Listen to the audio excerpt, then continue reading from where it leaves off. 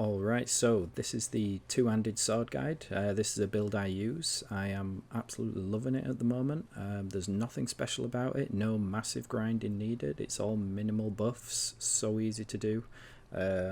Yeah, let's stick around. Some hints and tips. There'll be some clips of how it's used. Let's just get right into it. If they ask me, I would do it, I say yes.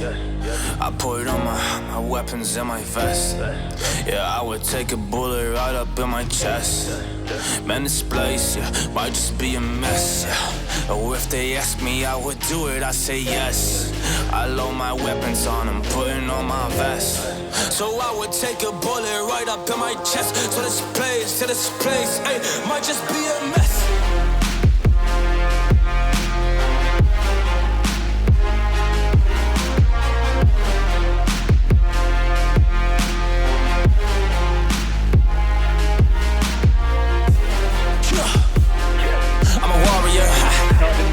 But it worked out. I'm a warrior.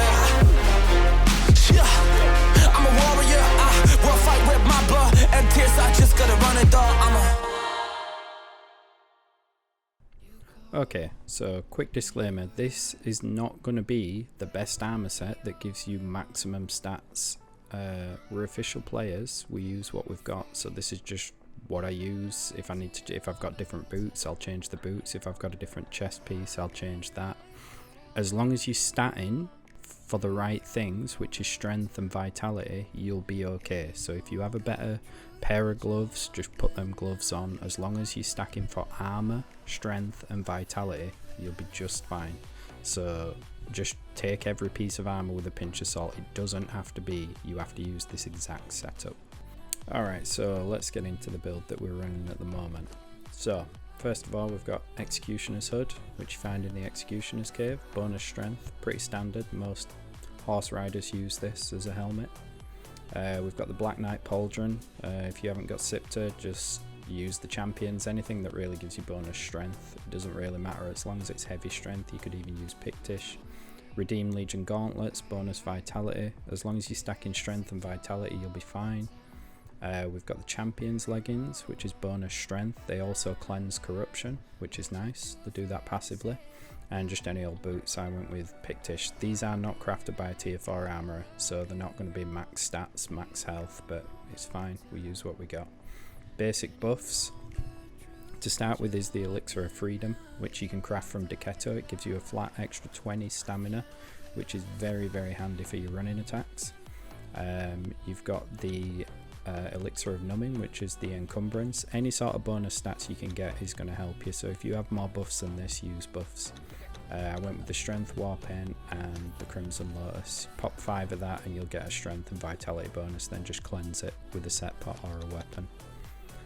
So stat wise, with this armor I'm not going to get maximum stats, so I'm going to go with a 4 strength 4 vitality build, which I'll show you here.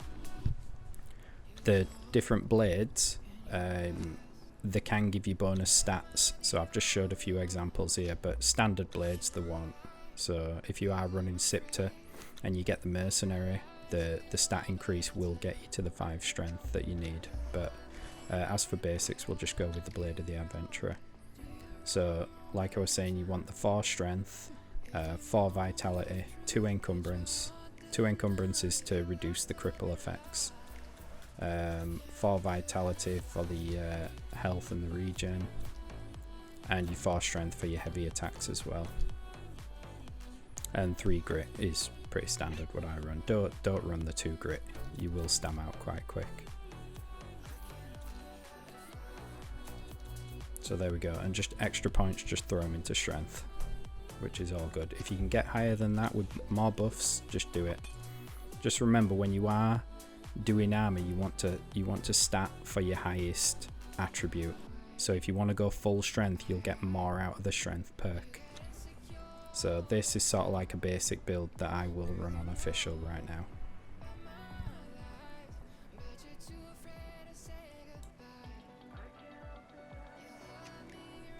Okay, so onto the weapons. There are a couple of shining gems out there for the special perks that they do, but if you just want to go with the standard blade, that's fine. So if we're talking Scepter weapons, the Greatsword of the Legion is a fantastic choice because it's variable, and variable swords can be crafted over and over, and they'll give you a different health, damage and armor pen every time. You have got the Mercenary, which is bonus to all attributes. Any two-handed sword with a bonus to all attributes is good, and you've also got the stamina damage as well. Stamina damage is a really good one for keeping them low as well, but if you've just got a normal blade, that's fine.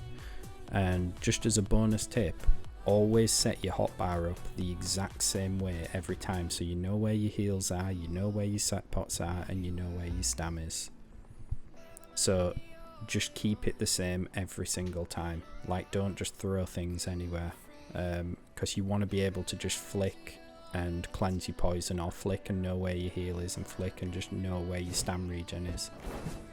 So just make sure you always set your setup the exact same way, just so you don't even have to think about it when you're fighting. So you've got your armor on, your stats are right, you're looking good, you're feeling good, you're gripping that two-handed sword with both hands ready to take down the alpha, but you're asking yourself one thing: how do I use it? You just need to know these 4 things that we're going to go through. So the first is the Walking Dead, second is delay, third is trades, and fourth is the bait and dismount. So let's get into them. So running attacks, your bread and butter, your pied de resistance, your go-to move. Anybody seen Kill Bill, the 5-point palm exploding heart move? They take 5 steps, they're already dead. Same principle with a two-handed sword. You get 95% of Conan players down to an uncomfortable health, and all they will think about is running and potting. But because the two-handed sword has such a wide swing, they will never get a chance to heal if you play it smart and patient, and don't just go crazy trying to finish the fight. Let them run, wait till they start potting, interrupt, apply the cripple, and then swing out to the left or the right and just apply that cripple again. As soon as they get a 3 stack on, it'll feel like a hyena's hit them. Alright, and then they're just done. So as long as you play it patient, you will be okay, and you'll just finish them off. 90% of players will just run. Okay, so just apply that cripple, chase them, don't go crazy, and just don't let them pot. The two-handed sword is perfect for that. So here's an example from Sipter, filmed yesterday actually. Me and Fect are on there, day 3 on the server, and we're already picking fights with the alpha. So we've started a surge to try and bait them out to come out and fight us. 2 of them turned up. It's a 2v2, we've got no buffs. I'm two-handed sword, he's dagger katana, and we're just trading off with these guys. And then he calls out that he's low, so I instantly switch, run, cripple the guy. He gets to an uncomfortable health, he starts running, trying to pot. I interrupt the pot, so he can't heal, which gives him another stack of cripple, which means Fect can get straight in there with the daggers, apply, and before he gets a chance to pot it off, we finish him with another swinging attack. So it is literally all you need to do is running attacks, and if you're working with somebody else, you're just making it easier for him. Delaying your attacks is an amazing way of baiting people in, because it makes you look vulnerable. Makes you look like you're stuck in an animation. As you can see with this next one, I go full speed on the first 3 and catch him on the 4th, because I hold it a second and it looks like he's got an opportunity to hit me with an R1. Delaying your attacks, it doesn't matter how experienced you are, when you see an opportunity to go in, you will go in. So delaying that 4th, and with the two-handed sword, you can delay for such a long time before hitting that last one, and I have caught a lot of experienced players out on that last 4th attack. So this is something you don't even need to be in PvP to practice. Just get the timings so you never miss and it never resets your combo. Okay, so what do I mean by trading? I don't mean just running into any old fight and just taking as much damage as possible because you've got high HP and high armor. It means taking the trades you know you're going to win. So this build specifically counters daggers, and it trades really well against spears. Now spears do not have a lot of armor pens, so when you do get hit by them, it doesn't really hurt, and as long as you don't panic roll, you'll be okay. Just use your heavy attacks and just hyper armor through their attacks and you'll out trade them. But what it does hard counter are dagger spammers. Now there's a difference between dagger spammers, which you'll find on Sipter most of the time, they just get the Feroxic and they go crazy with them, and actual smart players that use daggers.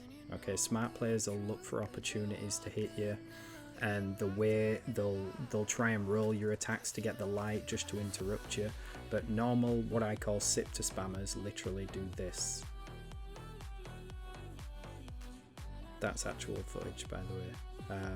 So yeah, trading daggers, just hyper armor straight through their attacks. They'll more than likely roll your 4th and try and go straight in with the R1, which is a quick jab, but you just roll and hard trade them with the heavy. That's literally all you need to do. If a dagger spammer's ever coming at you, just do circles as well. It's a really good trade for it.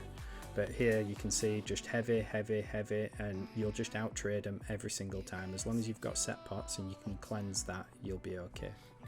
So just to show the difference of a spammer and a smart player, so you know what you're looking for, this is what it looks like when you're smart.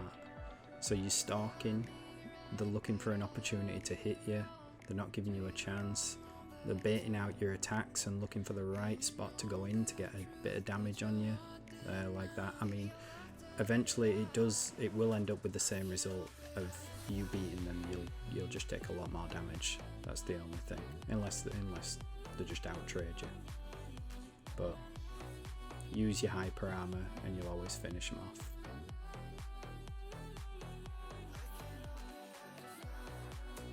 So bait and dismount is the ultimate cherry on the top for a two-handed sword. If you do it right, you will dismount a horse rider every single time.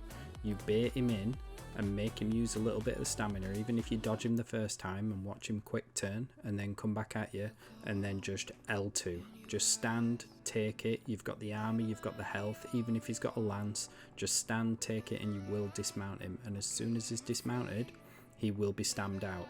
So you can switch to daggers, you can run in, attack him, you can do whatever you need. If you've got a team there, just get them on him. And yeah, literally it is as simple as that. You bait the horse riders out to you and then you just L2 them and it does massive damage. Okay, so just a final thing from me. It's all well and good having the tips, the build, the weapon, everything. You need to put it into practice. So what I suggest is if you play with another person, if you're a duo, trio, if you're a full clan, just get yourself on a private server, get yourself on one of your own servers on single player, and just have at it with each other. Just fight over and over and over and just practice. If you're solo, just drop me a comment. If you play on PS4, I'll spar with you an hour, I don't care. We'll trade tips, do whatever, we'll improve it. So yeah, just let me know, but you have to practice. You can't just suit up and go and expect everything to go perfect. Like, this is literally like hundreds and hundreds and hundreds of hours of just sparring and sparring and sparring and playing unofficial. Like, it's not just the two-handed sword, it's just being a little bit smarter.